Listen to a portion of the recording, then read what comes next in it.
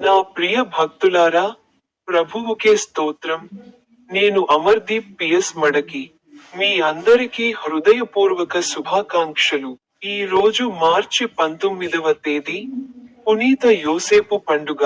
ఆయన బైబిల్ వచనాలలో ఒకదాని నుండి.